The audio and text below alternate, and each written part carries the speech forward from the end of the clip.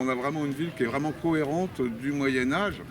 Et là où c'est très intéressant, c'est qu'elle est gothique, mais elle est aussi en fait sur certaines couches néo-gothiques. Puisque au 19e, quand ils vont reconstruire, en fait, ils vont vraiment respecter l'architecture du Moyen-Âge. En 980, à l'époque, le duc de Bretagne, Geoffroy Ier, demande au baron des terres, qui s'appelle Rivalon, de venir construire un établissement défensif.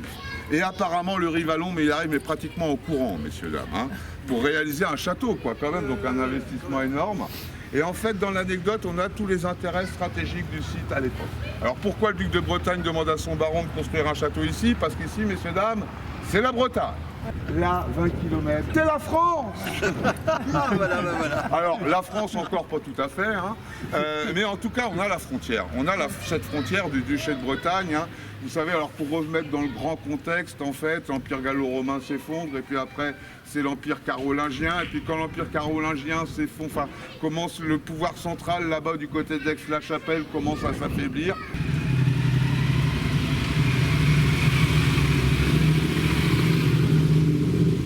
Signe un traité à Entrammes juste à côté de Laval, là-bas, en 780, et après la frontière, en fait, elle bouge pratiquement plus.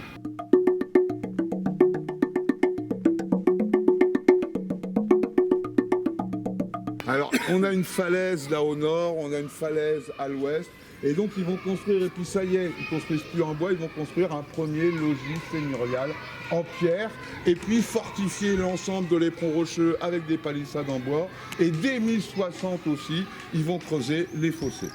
Les fossés qui sont là, hein, et alors en 1060, les fossés ils sont dans la même profondeur, par contre ils sont beaucoup plus larges. En fait, là vous êtes unique. Nous on est dans le bas du fossé, vous êtes sur le haut du pavé. Hein, n'est-ce pas ?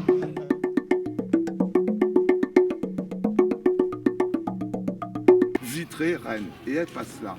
Et c'est ça qui va attirer en fait mon Rivalon Ier. C'est pour ça en fait il va négocier auprès du duc de Bretagne. Il dit d'accord, en échange de la construction de la motte défensive, j'installe un péage sur la route. Tape là et voilà. Et ça y est, c'est parti. Et premier rétablissement alors en bois à l'époque, hein, et ben c'est là-bas en fait qu'ils vont le construire en 980. Derrière l'église, en fait, aujourd'hui, en train, vous avez vu, dans le pont d'après, en fait, c'est a priori, d'après les archéologues, l'emplacement où il y a la première motte défensive en bois.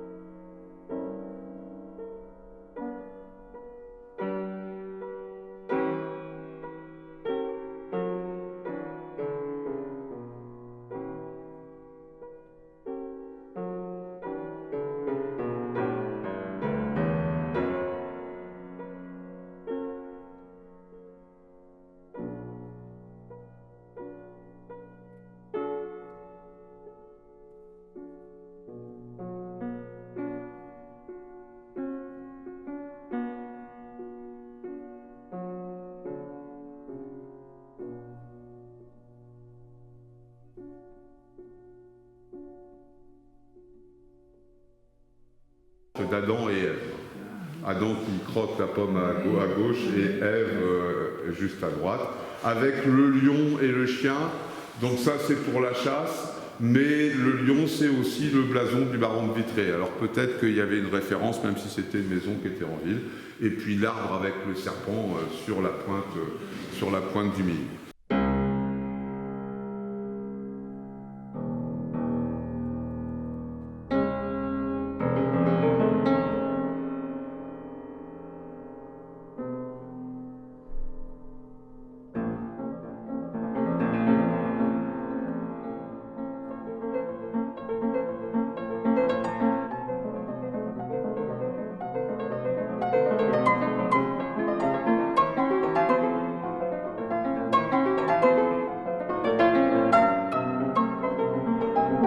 Le petit Malherbe, en fait, à l'âge de 13 ans, il part à Sanlúcar de Barrameda pour le compte de son oncle qui tient le comptoir de commerce à Sanlúcar de Barrameda. Et le petit Malherbe, en fait, qu'est-ce qu'il va faire? Il va apprendre le métier. Vous savez, c'est lui qui fait les paquets, qui vérifie la qualité des toiles, qui fait les écritures. Et puis le jeune homme, il est très brillant. Très brillant, et en fait, il a 12-13 ans, il arrive là-bas à Sanlúcar de Barrameda, et puis après, à 17 ans, il va à l'université en Espagne. Il va à Salamanque, à l'université de Salamanca, et là, il étudie les métaux précieux et anciens et l'exploitation des métaux. Et puis après, il part sur un bateau et il part faire du commerce avec les Amériques.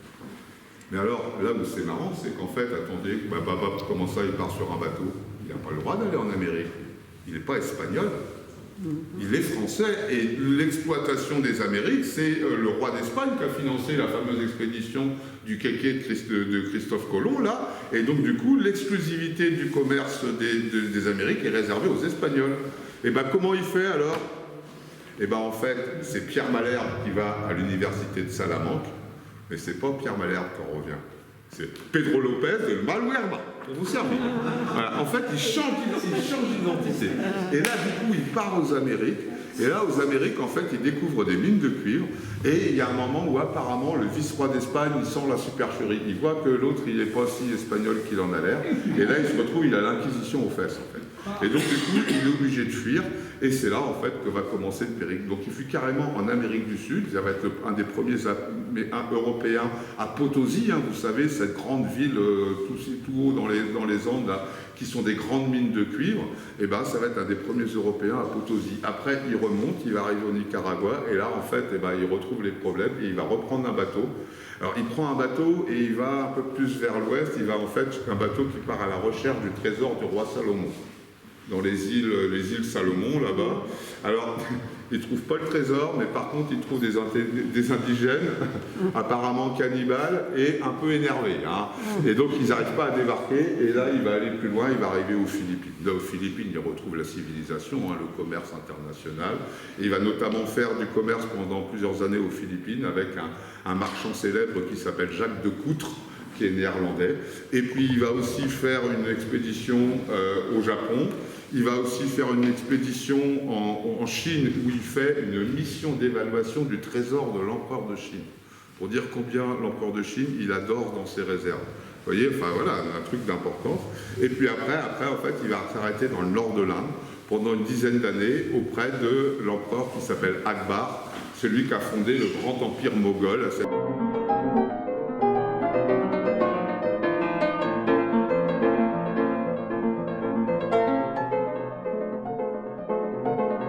Et en fait, elle a aussi une heure de gloire, cette église-là, un peu plus tard, puisqu'au cours du 19e siècle, elle fait partie de la première liste des monuments historiques recensés par le fameux Prosper Mérimée.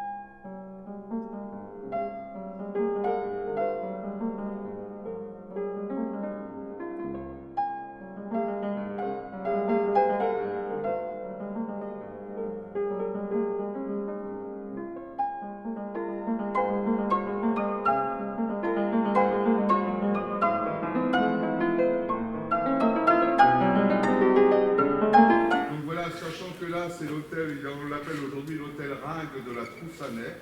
En fait, il s'appelle Ringue et ils ont une maison rurale là-bas dans la campagne à la Troussanais. Eh bien, 57% des adultes qui décèdent à Vitré ne lèguent rien à leur descendance, tellement les gens sont pauvres. C'est-à-dire que plus de 60% des gens n'ont pas d'héritage pour ceux qui suivent. Vous voyez, donc, et en fait, on nous dit aussi qu'à cette époque-là, la ville de Vitré tient uniquement en fait sur la charité de ces grandes dames de Vitré, de ces quelques familles riches qui vont en fait assurer des soupes populaires, voilà.